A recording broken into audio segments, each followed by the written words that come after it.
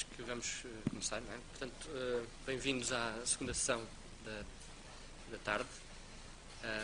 Portanto, o orador desta sessão é o engenheiro Bernardo Mota. O engenheiro Bernardo Mota licenciou-se aqui no Instituto Superior Técnico.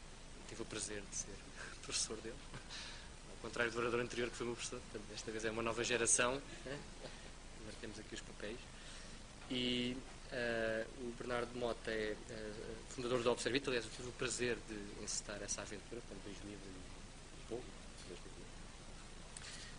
E continuamos a colar ao nível de protocolos, não é? Portanto, o Observit tem agora um protocolo com o técnico e do qual já estão quase a correr 2 projetos grandes de investigação.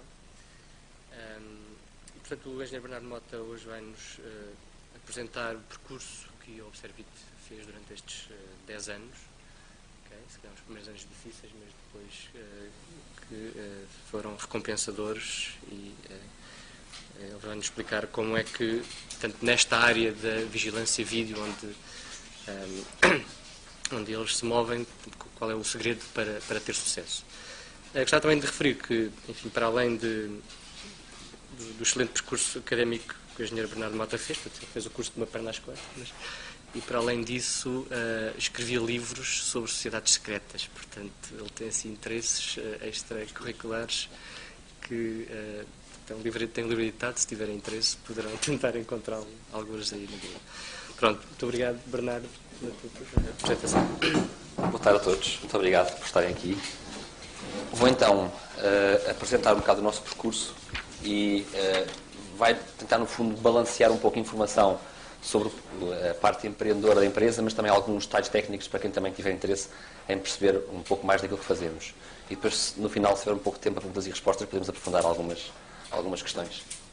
A Observit é uma empresa de engenharia. Nós definimos como uma empresa de engenharia que desenvolve projetos. Não estamos no mercado com a estratégia de desenvolver produtos para depois serem, digamos assim, revendidos como caixas fechadas ou embaladas, mas sim projetos. Ou seja, encaramos cada oportunidade de negócio como um projeto em si mesmo, o que quer dizer que fazemos poucos projetos e procuramos que tenham alguma dimensão para depois o negócio também ser rentável, claro. Mas não estamos, portanto, no mercado a fabricar produtos que depois são vendidos, digamos, em grandes quantidades. Datamos de 2001, portanto, a equipa da Observit, que fundou a Observit, é aqui desta casa, tanto alunos como docentes. Temos aqui o professor José também é um dos sócios fundadores, e desenvolvemos, sobretudo, soluções de videovigilância IP. Ao início, a empresa foi fundada com o nome, e ainda mantém esse nome, Observit Tecnologias de Visão por Computador, e a visão que nós tínhamos era desenvolver software de análise de imagem para extrair informação de forma automática de sinais de vídeo. No entanto, em 2001, o mercado não estava preparado para isto, nós também não estávamos preparados para ser empresários, e o que nós descobrimos foi uma necessidade do mercado de soluções de gravação de vídeo em formato digital. Na altura, o mercado ainda é bastante, mas era sobretudo analógico, sempre analógico, só havia câmaras analógicas, e as gravações eram feitas com cassetes de vídeo, portanto, com gravadores estilo VHS, um pouco mais profissionais, e havia uma necessidade imediata, que era, mantendo todas as câmaras, toda a infraestrutura, gravar o vídeo com alguma qualidade e durante mais tempo e de forma mais facilmente acessível, para se poder chegar ao vídeo mais depressa. E encontramos esta oportunidade de negócio em 2001 e começámos a fazer projetos nesta área, não logo nos primeiros meses, mas procurando responder a esta necessidade do mercado. Fomos procurando o mercado mais exigente. Claro que isto foi sempre muito gradual. Nós fomos ganhando clientes cada vez mais importantes e maiores. Tivemos uns corajosos que apostaram em nós. Já falaremos daqui a pouco sobre um ou dois. E depois foi mais fácil, tendo experiências concretas, conseguir ir para voos mais altos. Hoje em dia, o nosso posicionamento é claramente um mercado mais exigente. Militares, a banca, setores de transportes, casinos, por aí fora. Porquê? Porque são estes os clientes que valorizam customização, alteração do software. No fundo, nós descrevemos um bocado como os alfaiates de soluções de vídeo sobre IP. Portanto, se o cliente tem uma câmara antiga que quer manter, nós arranjamos forma de integrar. Se o cliente quer misturar câmaras de vários fabricantes, se quer misturar tecnologia analógica com IP, se quer integrar com o sistema de incêndio, Nós estamos no mercado com a atitude de quem adapta todas as soluções ao que o cliente pede. E por isso mesmo estamos limitados a fazer poucos projetos e procuramos fazê-los de grande dimensão, ao invés de desenvolvermos produtos já fechados e não customizáveis. A nossa equipa é nacional, são 10 engenheiros, entre técnico e Nova compõem a equipa de ID. A Observit tem mais ou menos 20 pessoas, portanto, outras 10 pessoas estão em áreas administrativas, na área comercial, no apoio pós-venda ao cliente, mas como se vê, a componente de ID é forte, portanto, metade da nossa equipa é engenharia. Uma equipa de instalação e manutenção, e estamos em Lisboa, temos um pequeno escritório comercial em Espanha, ainda a dar os primeiros passos, e também a começar os primeiros passos no Brasil, não com um escritório próprio, mas sim com uma empresa que localizamos, com uma empresa parceira que nos está a abrir oportunidades de negócio. Que tipo de projetos fazemos nós? Gravação, transmissão de vídeo sobre IP, conversão, aqui, esta parte é muito importante para o serviço, conversão de tecnologia analógica para IP, ou seja, aqueles projetos em que o cliente mantém os seus cabos e as suas câmaras, mas adquire uma solução de gravação toda digital e uma gestão do sistema através de um video wall, já com monitores VGA TFT e com vídeo sobre IP. No fundo, digitalizamos a parte toda da central de segurança, por assim dizer, mantendo, quando o cliente não tem verba para trocar as câmaras de um momento para o outro, que é o mais frequente, mantendo a infraestrutura de câmaras. E depois, acrescentando câmaras IP, é uma rede que já é analógica, fazendo aquilo que se chama hoje em dia os sistemas híbridos, e que será a tendência para os próximos 10 anos, ou seja, instalações, infraestruturas de videovigilância em que parte das câmaras ainda são analógicas, porque as câmaras têm um longo tempo de vida, quando são de boa qualidade, misturadas com câmaras IP. Sendo que depois a gestão e a gravação é feita com tecnologia já IP e com servidores informáticos. Finalmente, visão por computador. Nós continuamos, obviamente, interessados na área de visão por computador. Desde há uns 4, 5 anos podemos começar a alocar recursos para essa área, o que quer dizer que já temos soluções, desde há uns 4, 5 anos, soluções que já envolvem módulos de software que fazem processamento de imagem e que extraem informação dessa imagem de forma automática. E conseguimos, por um lado, ganhar nome no mercado e ter uma tecnologia que equipa os nossos clientes com vídeo digital, porque sem esse passo dado também ninguém compra software para análise de imagem. Ou seja, não é viável, não é possível vender software de análise de imagem para uma solução 100% analógica, em que a gravação é em cassetes e em que a transmissão é por cabos coaxiais. E realmente o mercado tem que dar o passo para o IP, e está a dá-lo, há uns anos esta parte, e o serviço está agora a explorar não só os clientes que converteram já para IP há uns tempos, como também a procurar clientes que estão a migrar para IP e que, portanto, podem ser compradores do nosso software de análise de imagem. Em relação aqui com o departamento, é pré-Fundação da Observit, 2 fundadores são aqui docentes, eu e o meu sócio também tirámos aqui o curso, em 2001. A primeira colaboração, bastante pequena, foi para o projeto de Caviar, em que a Observit recolheu troços de vídeo para um projeto que visava analisar e reconhecer de forma automática comportamentos humanos. E a Observit, com a colaboração de um cliente nosso no centro comercial, fizemos a recolha de exemplos de pessoas a deslocarem-se numa zona de lojas no interior do centro comercial, que depois estas imagens serviram como banco de dados para o projeto de Caviar. Portanto, uma colaboração ainda pequena em 2003. Ainda hoje são utilizadas as imagens? Ainda hoje as imagens são utilizadas, é. Sim. Elas estão até, acho que há um site na internet do projeto, do Caviar. Nos 2 anos que se seguiram, a Observit fez uma primeira experiência de um projeto de investigação em consórcio. O consórcio era a Observit, a Brisa e o técnico. E visava fazer a detecção automática de incidentes em autoestrada. Este projeto não se concretizou numa venda para a Brisa, por grande pena nossa, basicamente por 2 razões principais. Por um lado, a Observit também não tinha ainda a massa crítica necessária para poder alocar os recursos deste projeto para o fazer voar mais alto e para o colocar numa fase não de protótipo, mas comercial, mais depressa, não tínhamos esses recursos. E, por outro lado, também a própria Brisa tomou uma opção diferente e, portanto, acabou por não comparar esta tecnologia ao Observit. É uma tecnologia que ainda temos e estamos agora a querer colocá-la no mercado, agora com outro vigor, mas este projeto de autoestradas ficou um pouco na gaveta durante alguns anos e tivemos que chegar a uma altura em que dizer não se gasta nem mais uma semana de trabalho neste projeto, porque se a Brisa é o único comprador praticamente, na altura não era viável continuar a trabalhar nisto. Hoje em dia o contexto é diferente. Até pela introdução da cobrança nos seguros, por exemplo, o mercado em Portugal tornou-se mais interessante e também porque estamos com a atividade fora de Portugal a começar e faz sentido reavivar este trabalho. Os diretores dos departamentos mais importantes da Observit a nível do ID, portanto, Nós chamamos ao Departamento de Engenharia CCTV um departamento multidisciplinar que tem o know-how das câmaras, da infraestrutura, da cablagem, do networking, do dimensionamento de bases de dados e servidores. No fundo, controlam todas as peças da solução e fazem o projeto e o dimensionamento dessas soluções. Acompanham também projetos mais complexos e o diretor desse departamento, portanto, fez o mestrado aqui no técnico. Portanto, ainda era pré-Bolonha, portanto fez os 5 anos e mais 2 anos em que se especializou em visão por computador. E foi a primeira pessoa que a Observit colocou, em 2005, a fazer trabalho de análise de imagem. Portanto, a primeira pessoa puramente de ID e não alguém que estava a fazer projetos que não fossem de ID. O outro departamento importante para a nossa ID é o que chamamos de engenharia de software. É um departamento de desenvolvimento de software.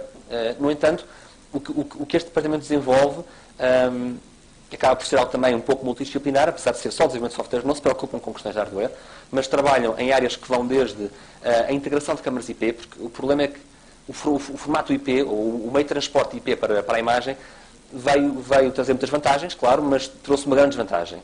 Acabou-se o standard. Portanto, o standard era o sinal de vídeo PAL ou NTSC. O standard era o sinal de vídeo PAL ou NTSC, vídeo analógico, sinal de televisão convencional, que permitia que qualquer câmara, qualquer fabricante, pudesse ser absorvida por qualquer gravador que tivesse uma entrada coaxial, uma placa de captura, e não havia problemas de standard. Com a introdução do vídeo IP, o cenário torna-se mais complexo. Cada câmara é um caso, cada modelo de cada marca é um caso. Mesmo quando se está a olhar para uma câmara, tem que se integrar o vídeo MPEG-4 da câmara, o vídeo MGPEG da câmara, o vídeo HDX4 da câmara. Depois há questões de firmware das câmaras, enfim, é uma coisa terrível. Então temos pessoas que estão permanentemente a integrar câmaras dos principais fabricantes. Panasonic, Sony, Axis e Bosch são assim os nomes mais sonantes, e é uma área em que estamos a trabalhar sempre continuamente. Este departamento também desenvolve modos de análise de imagem. Felizmente estamos já há uns anos a ter recursos para o fazer, o que sempre quisemos fazer. E fazem também algum trabalho de integração com sistemas de terceiros. Quando é necessário integrar com uma central de incêndios ou com um sistema de controle de acessos que nós não desenvolvemos, esta equipa também desenvolve drivers, chamemos-lhe assim, para ligar com esse tipo de soluções. Ao lado da Fórum, não foi o primeiro cliente que apostou em nós, houve alguns corajosos antes disto. Houve a rede de Caixa de Crédito Agrícola das Caldas da Rainha, com 13 agências, que apostou em nós antes do Almada Fórum. Mas em termos de um projeto com uma grande concentração de câmaras, este foi o primeiro. O Almada Fórum envolveu alguma coragem da parte do decisor da altura. Foi uma decisão de última hora, o centro ia abrir em setembro de 2002. A gravação analógica estava no projeto e ia ser gravado tudo com gravação time-lapse, portanto gravação em cassetes. E o decisor, com grande coragem, arriscou comprar ao Observit a gravação digital. Ou seja, manteve-se tudo o que estava no projeto, exceto os gravadores, que em vez de ser gravação analógica, passaram a ser gravadores baseados em PC, portanto, com discos rígidos e com gravação digital. Foi a primeira vez que nos lançámos neste projeto. As coisas correram um bocado mal, depois eu vou falar um bocadinho mais sobre isso, mas aprendemos bastante. Em 2004, já com mais energia e mais experiência, demos um passo importante. Introduzimos a gestão de vídeo sobre IP, ou seja, não era só a gravação de vídeo, mas era também o video wall, que foi substituído, portanto, da solução analógica, que são aqueles monitores de CRT convencionais, foram substituídos por monitores planos, TFT, VGA, e introduzimos também aqui mais uma peça da nossa solução, que no fundo é um servidor que descomprime o vídeo IP que está na rede de vídeo do cliente, descomprime para VGA para exibir neste video wall. Portanto, o video wall já era um video wall digital. No entanto, as câmaras eram todas analógicas nesta altura, mas a gravação, o display e a gestão eram todas sobre IP. Quais foram as primeiras dificuldades? Primeiro, zero experiência comercial. Portanto, eu nunca tinha trabalhado. O meu sócio, Pedro, tinha estado a trabalhar durante um ano em Itália, numa empresa muito semelhante ao Observit, com a qual nós temos uma parceria desde a fundação. Aliás, foi de lá que o Pedro veio com a ideia de fazer algo semelhante aqui em Portugal. Mas, no fundo, o trabalho que ele fez nessa empresa italiana, chama-se iTech, está em Génova, o trabalho que ele fez lá foi um trabalho puramente técnico. Fez um driver para uma câmara com uma geometria radial, em que a câmara tinha sensores distribuídos radialmente. Foi um projeto engraçado, mas um projeto mesmo que depois não teve sucesso comercial absolutamente nenhum, mas um desafio técnico muito interessante. Portanto, ele também não esteve exposto à experiência comercial, nem era essa a ideia do trabalho dele lá. Portanto, nós estávamos os dois a zeros em termos de experiência comercial. O que dava origem a reuniões um pouco bizarras, em que os nossos clientes realmente deveriam estar a achar que estavam a falar com marcianos, porque nós, apesar de acharmos que estávamos a disfarçar a linguagem da engenharia, na verdade estávamos a debitar valores e siglas e jargão de engenharia que os clientes normalmente nem queriam ouvir, queriam os problemas resolvidos, e as reuniões acabavam em nada.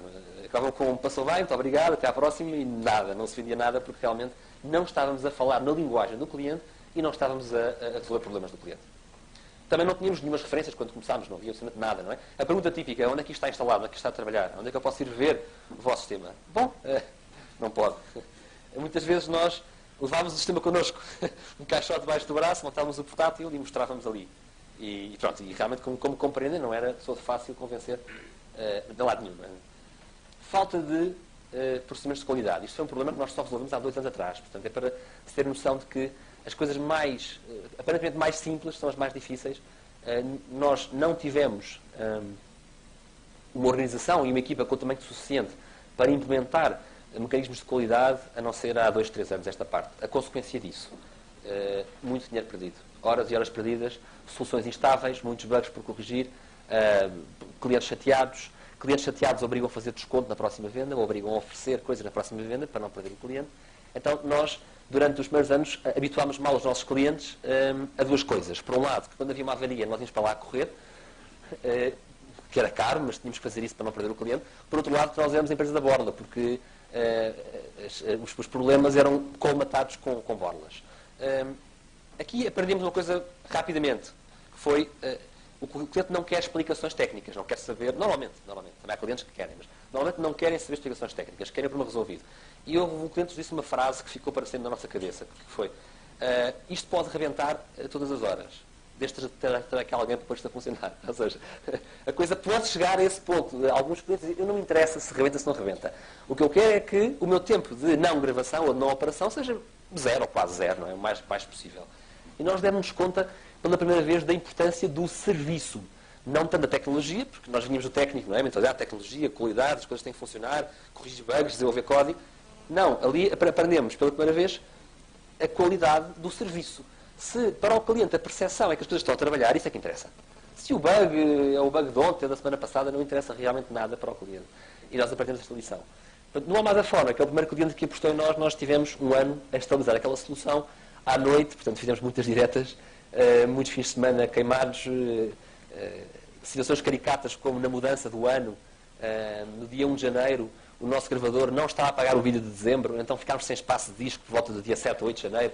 E, portanto, os inícios de ano eram sempre traumatizantes, porque tínhamos um bug especialmente irritante relacionado com isso, e que estava sempre a aparecer como um fantasma em clientes na mudança da hora, na mudança do ano. E realmente nós tivemos que gastar muito tempo. Portanto, quando eu digo nós, era eu e o meu sócio, porque a terceira pessoa só entrou em 2004 e era só administrativa, portanto nem sequer era alguém para nos ajudar. E tudo isto demorou muito tempo, a ter técnicos para ir para o terreiro fazer montagens, a ter equipas para desenvolver software, tudo isto demorou bastante tempo. O nosso investimento foi o nosso tempo. Portanto, o capital social da empresa foi não o mínimo da altura, que era 5 mil euros, foi 10 mil euros, um investimento que era o dobro do capital social mínimo, mas não, com este dinheiro comprámos alguns computadores, algum software e depois gastámos isto facilmente em custos fixos, em rendas e em comunicações e outras coisas. O nosso investimento foi em tempo. Nós, durante os primeiros 2 anos, declarávamos um ordenado mínimo e nem sempre o recebíamos.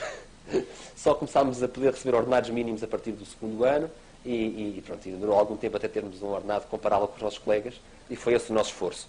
A nossa terceira pessoa, pronto, veio em 2003, de 2004 a 2003 e o mercado realmente não estava pronto para a mensagem da visão por computador. Então nós temos que dar um passo atrás e dizer: não, tudo bem, então o mercado o que quer é gravar vídeo com qualidade e com bastantes dias e com facilidade de operação, então vamos usar a gravação digital e vamos deixar a visão por computador para mais tarde. Em Picoas demos um outro passo importante, integramos, portanto, fizemos uma remodelação completa da sede da PT, incluindo a cabelagem. Tivemos que fazer um subcontrato, uma empresa de cabelagem para fazer esse trabalho, nós não tínhamos pessoas para o fazer, e foi interessante a experiência de uma obra completa, portanto, de ir das calhas, das esteiras, dos cabos, de fazer algo que nunca tínhamos feito, não é? E fizemos algumas asneiras, mas aprendemos com isso, felizmente. E conseguimos também evitar muitos prejuízos para o cliente, porque estávamos sempre a tentar corrigir os erros que fazíamos. Integramos com o sistema da Honeywell um software de detecção de incêndio e de controle de acessos, e foi também uma experiência interessante fazer essa ponte com outro sistema. Em 2007, depois de uns 2 anos de namoro, pelo menos, com a equipa de engenharia do Banco de Portugal. Aqui o Banco de Portugal é um caso um pouco à parte, porque é um cliente que tem uma equipa de engenharia própria que sabe muito, muito de segurança eletrónica e que não perde uma feira tecnológica, não perde um evento importante, sabem os produtos de top, conhecem os defeitos e as suas vantagens. E o Banco de Portugal obrigou-nos a pedalar bastante, obrigou-nos a fazer muito estudo e a estarmos a conseguirmos convencer a equipa de engenharia do Banco de Portugal que podia confiar na Observit para fazer alguma coisa de jeito. E este passo foi importante em 2007 porque fornecemos gravação de vídeo digital para os edifícios do Banco de Portugal. O Banco de Portugal tem um edifício por cada capital distrito e nós equipámos com gravação digital em 2007 esses edifícios. Mais tarde veio a está aqui na imagem, portanto, o complexo do carregado, que é a fábrica onde se imprime o euro. Portanto, em cada país imprime-se o euro, em Portugal imprime-se aqui nesta fábrica do carregado as notas e também é onde estão as reservas do país. É uma instalação de alta segurança e foi muitíssimo complicado ganhar este projeto, mas conseguimos. E o nosso software faz a gestão de 800 câmaras, que são câmaras não só deste complexo, mas também do resto do país. No fundo, este edifício faz a gestão da rede de câmaras global do Banco de Portugal. Em 2009 houve um concurso público, pela primeira vez arriscámos a investir tempo, porque os concursos públicos são muito burocráticos e muito complexos e com uma elevada probabilidade de perda, de não vitória do concurso, mas investimos bastante esforço neste projeto. Queríamos entrar na Marinha, queríamos ter um projeto com a Marinha e fizemos um grande esforço, um preço bastante baixo e ganhámos este projeto. Instalámos pela primeira vez câmaras térmicas, câmaras que vêm em completa escuridão. E, portanto, instalámos aquilo que já vendíamos noutros clientes, portanto, gravação digital, gestão de vídeo sobre IP e a solução de gestão que já tínhamos posto noutros clientes. Com a Brisa, o esforço comercial começou em 2001. Houve aqui por meio aquele projeto, o Intel Traf, em que a Brisa até era financiada pela Agência de Inovação pelo trabalho, portanto, nós não só não vendemos à Brisa, como ainda lhes arranjámos forma de eles terem financiamento para fazer esse piloto connosco, e foi um esforço muito grande conseguir vender uma coisa à Brisa. Mas em 2010, como veem, portanto, foi há um ano atrás, começámos a vender equipamentos de gravação que estão a equipar neste momento as portagens automáticas. Se repararem, já há portagens em que há uma máquina de cor roxa do lado esquerdo, essa máquina está coberta por uma câmara móvel, por uma câmara dome, cúpula, que está no canto oposto a essa máquina de cobrança. E o objetivo é, se o condutor tiver problemas a usar a máquina de pagamento, tem um botão, há uma ligação VoIP para um call center. Portanto, os portageiros são colocados num call center e atendem chamadas de condutores com problemas a usar a máquina. E então a câmara que está a filmar essa máquina é gravada e gerida pelos nossos servidores. Portanto, este projeto foi para nós finalmente uma entrada forte na Brisa. Já vendemos para cima de 140 máquinas para a Brisa nesta área e agora ambicionamos outro tipo de áreas em que podemos vender à Brisa, mas estamos a começar finalmente a explorar este cliente bem. Para as partes de Sintra fizemos um projeto engraçado porque pela primeira vez, lá está, aqui a componente de customização. Nunca tínhamos pensado nisto, mas havia uma necessidade concreta neste projeto de fazer análise de áudio. Quando o Palácio da Pena está fechado ao público, haver as câmaras que eles compraram têm microfones e haver uma detecção de picos de volume nos microfones para gerar um alarme de que há presença numa sala do Palácio durante a noite ou durante o fecho do Palácio. Para a Força Aérea, um projeto já bastante recente, também está aqui porque teve a característica interessante de a Observit não ter fornecido qualquer tipo de hardware. Para nós isto é o projeto perfeito. Nós tínhamos um parceiro que forneceu as câmaras e a cabelagem e os sensores de alarme e tudo isso, e a Observit forneceu o software a esse parceiro, que por sua vez depois forneceu à Força Aérea a solução. E usámos servidores da própria Força Aérea, portanto, para a Observit isto é o projeto ideal, porque é mesmo só venda de software e serviços, porque no hardware é sempre complicado, temos de ter sempre preços bastante competitivos e bastante agressivos. A nossa solução, sem estar a amassar muito com detalhe, até porque são 4 horas, tem basicamente estes componentes. Há uma zona de captura, há um elemento de captura de vídeo que tanto pode ser composto por câmaras IP que vão diretamente ao switch, à rede IP, que é o que estamos a fazer agora, cada vez mais, porque nós já não vendemos câmaras analógicas, mas quando o cliente tem câmaras analógicas, podemos utilizar encoders, portanto são servidores que fazem a codificação do sinal de vídeo PAL para IP. À saída do encoder há um cabo do UTP, há um cabo de rede, e depois basta-me fazer pedidos a esta máquina, e cada câmara é um porto IP diferente, e eu consigo obter o vídeo das câmaras analógicas. Há aqui várias formas de captura, mas gira tudo em torno de ou a câmara já IP está na rede, tem o IP, ou então a câmara é analógica e tem que ter um encoder de um canal ou de vários canais pelo meio para fazer a conversão do sinal analógico para IP. Uma vez os sinais estando na rede, os componentes que são relevantes para a solução são, por um lado, aqui, o servidor, nós chamamos NVR, Network Video Recorder, que não é só um gravador de vídeo. Ele recebe o vídeo IP das câmaras, mas faz também análise de imagem. Tem uma série de módulos. Atenção ao movimento, que é um módulo standard básico de segurança, atenção de objetos abandonados, atenção facial, o reconhecimento de matrículas, contagem de pessoas, contagens de veículos e depois alguns módulos que nós temos desenvolvidos, como há pouco referi, para autoestradas, como a detecção da contramão, a detecção de marcha lenta na autoestrada e a detecção de veículos parados na berma. Depois temos aqui o video wall. O video wall com esta parte da solução, em que o video wall vai depender um bocadinho da dimensão que o cliente quer para ele, não é? Se o cliente tiver espaço e orçamento para ter 10 monitores na parede, nós vamos ter por cada monitor um servidor atrás, que é o decoder, que descomprime vídeo IP para VGA. Por isso, cada monitor que se acrescenta ao video wall tem que ter um servidor decoder atrás. Portanto, estes servidores não têm disco rígido, são servidores que funcionam com Linux embedded na memória flash. Portanto, são máquinas muito robustas e que fazem apenas isto, a descompressão de vídeo para VGA. O software permite também controlar o layout de cada monitor. Portanto, se eu estou a ver uma imagem em full screen, se estou a ver um mosaico 2x2, 3x3 e assim por diante.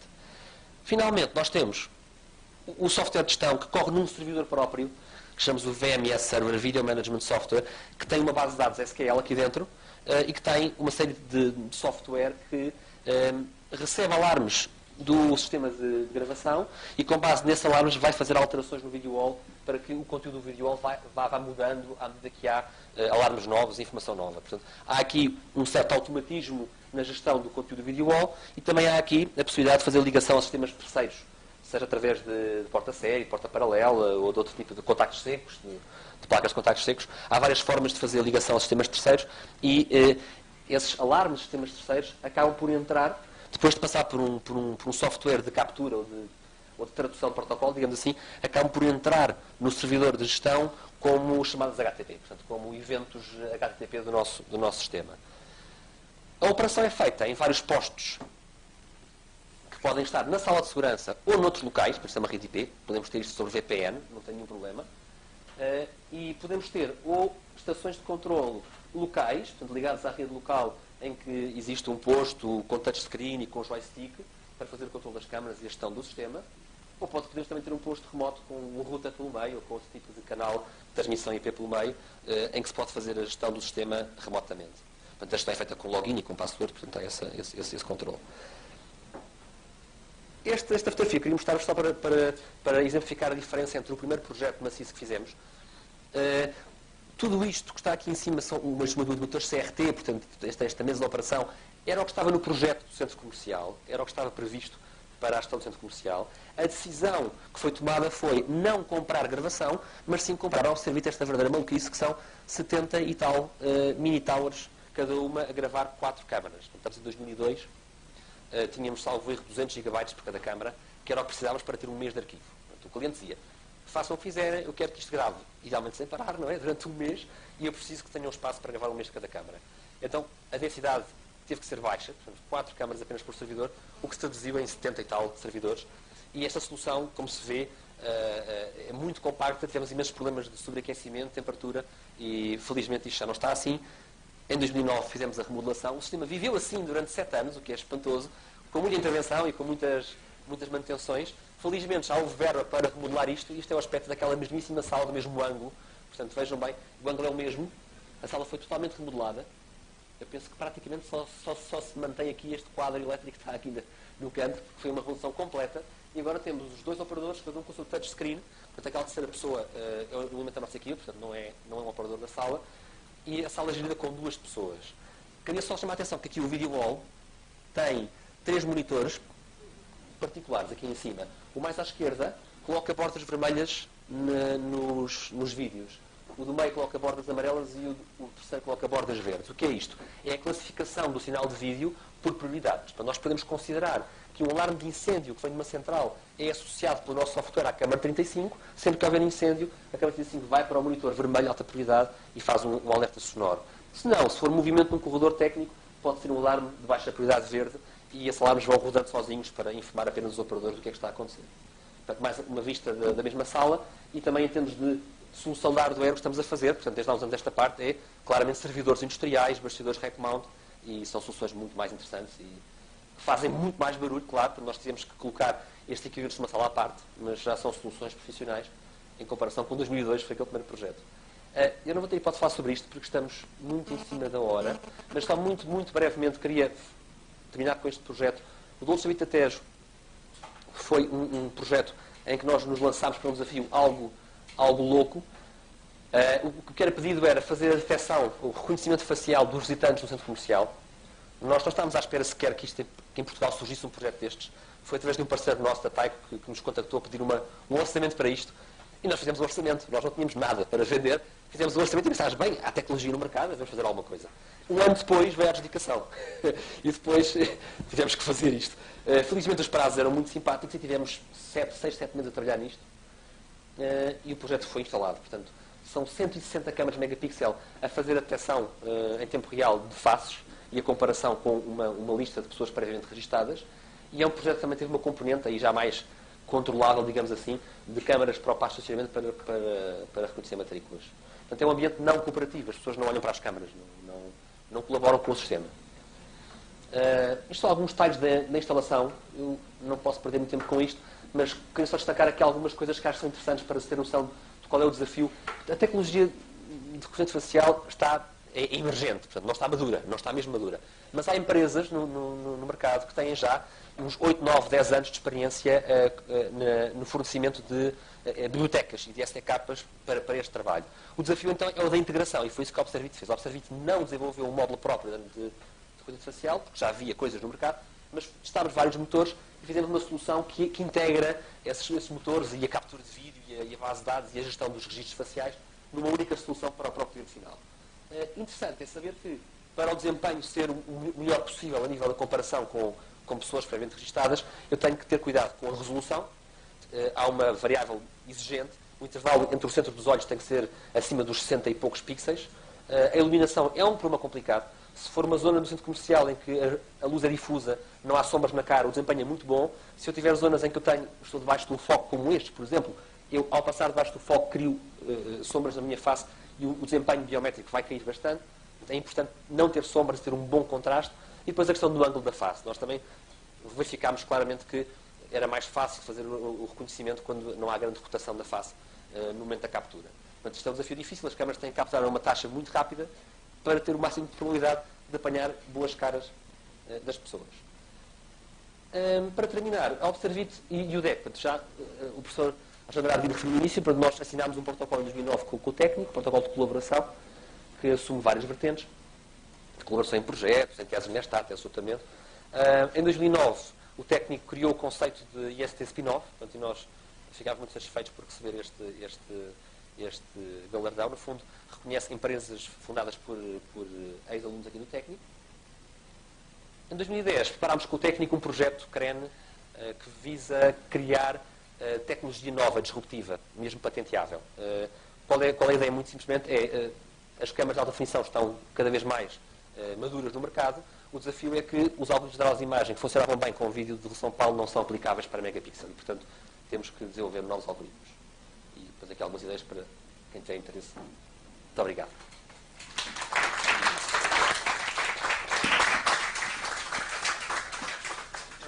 Nós temos alguns minutos para perguntas, não é? 2 ou 3 perguntas. Alguém da audiência quer colocar algumas questões?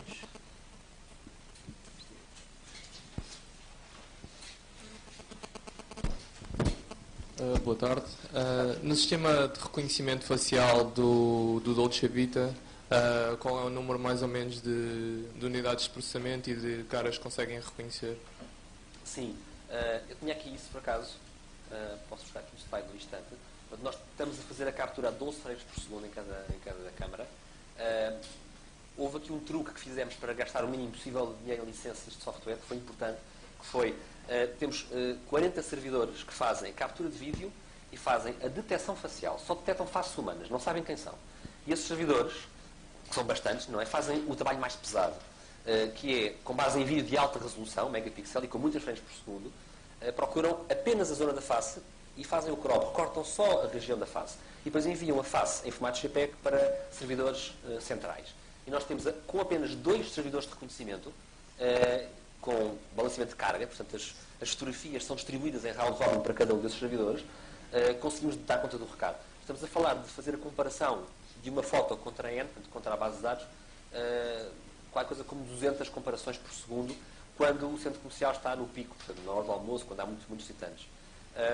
Estamos a falar, estes servidores de reconhecimento, cada um deles, portanto, são 2 servidores de reconhecimento, cada um deles tem um Xeon 4 core, tem 2 Xeons 4 core, portanto, estamos a falar de usar 8 cores para fazer, não, peço desculpa, 16 cores para fazer o reconhecimento facial. Mas, claro, a parte mais fácil, aliás, a parte que tem mais impacto, que é a parte da detecção, já está feita por 40 servidores que, basicamente, estão a deitar fora muito vídeo, onde não há faces, para só aproveitar a resolução alta na zona da face. Esse trabalho foi importante. Obrigado.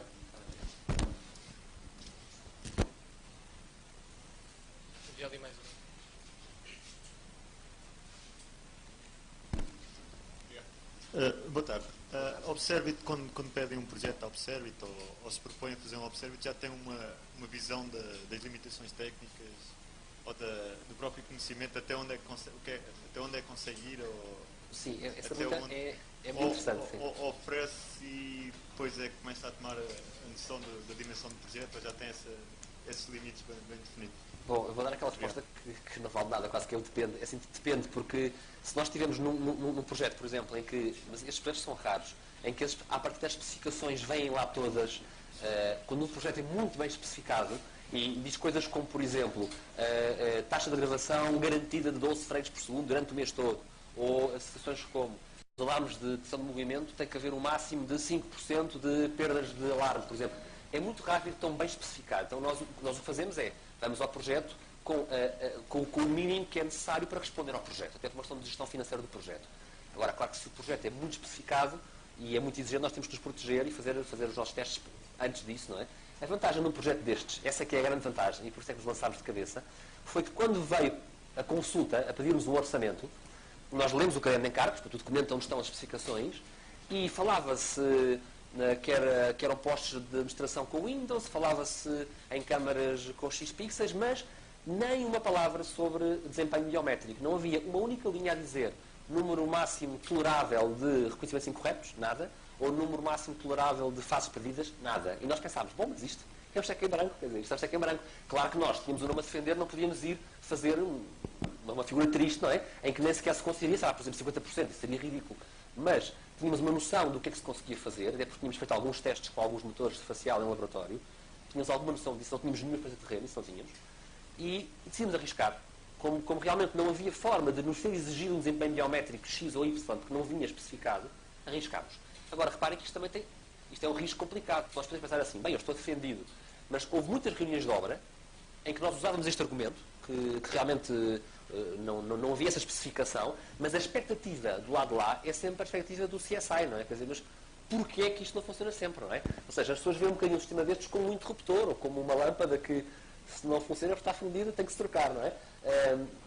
Ainda é um pouco difícil, e é uma coisa que está a acontecer, passar ao mercado a noção de que a análise de imagem não é um tudo ou nada, que a análise de imagem tem que se discutir o que se chama o falso positivo, portanto o falso alarme, em que algo é dado como acontecendo, mas quando não aconteceu, do falso negativo, que é mais grave, quando algo aconteceu e o software não detectou.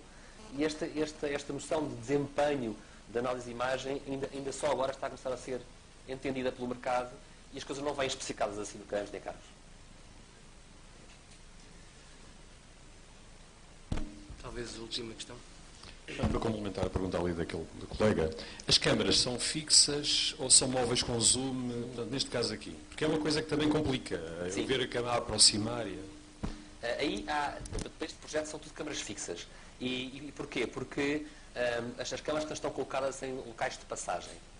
Escadas rolantes, topos de escadas rolantes, portas de elevadores, entradas principais. Isso são, no fundo, pontos de passagem. O que quer dizer que, por exemplo, nós não sabemos onde é que a pessoa está. Sabemos que ela passou às 14h55 na porta principal. Isso sabemos. E conseguimos, pelo nome da pessoa, ver em que câmaras é que ela também foi detectada.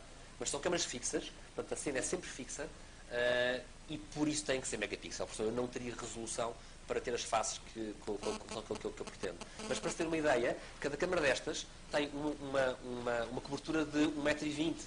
Cada câmara destas vê uma cena com 1,20 m de largura, não mais do que isso. O que quer dizer que quando temos um vão muito grande, uma abertura grande, temos fileiras de 12 câmaras a fazer esta cobertura. Entanto, o tempo já passou. Hoje poderíamos fazer aquilo com menos câmaras, usando sempre câmaras de 5 megapixels, por exemplo, 3 megapixels. Ou seja, a tecnologia vai evoluindo e eu posso usar menos câmaras para ter a mesma resolução de pixels por metro. Agora, as câmaras móveis têm a desvantagem de que a cena vai variando, não é? Mas para uma outra aplicação são muito interessantes. Por exemplo, nós estamos agora a fazer testes para vigilância urbana, em que usamos câmaras móveis que nem sequer são megapixels, são câmaras analógicas. Mas aí o uso é diferente. Aí temos um operador com o seu joystick que faz zoom óptico na face das pessoas que ele quer reconhecer, que é uma aplicação totalmente diferente desta. Aqui não, aqui é alertar quando alguém cadastrado entrou no edifício. No uso para vigilância urbana ou pública não é bem assim. É o segurança que quer vigiar, por exemplo, uma venda de droga ou um assalto, uma coisa qualquer, e quer fazer um zoom sobre a cara. Aí, como há uma colaboração entre o operador e o software, até podemos dar dicas ao operador com cores, a dizer se a cara está boa, se não está boa, nós conseguimos que o zoom óptico maximize a cara na minha imagem, e aí a câmera até pode nem ser megapixel, normalmente não é. Porque os testes que nós estamos a fazer são para câmaras analógicas, porque sabemos que o mercado de vigilância urbana neste momento o que tem, sobretudo, são câmaras móveis de rua que são analógicas. E, portanto, também não podemos chegar lá e dizer, olha, isto funciona, mas tem que tocar as câmaras todas. Mas, portanto, há estas duas vertentes. Ok, temos que concluir por aqui. Muito obrigado. Muito obrigado. Obrigadíssimo.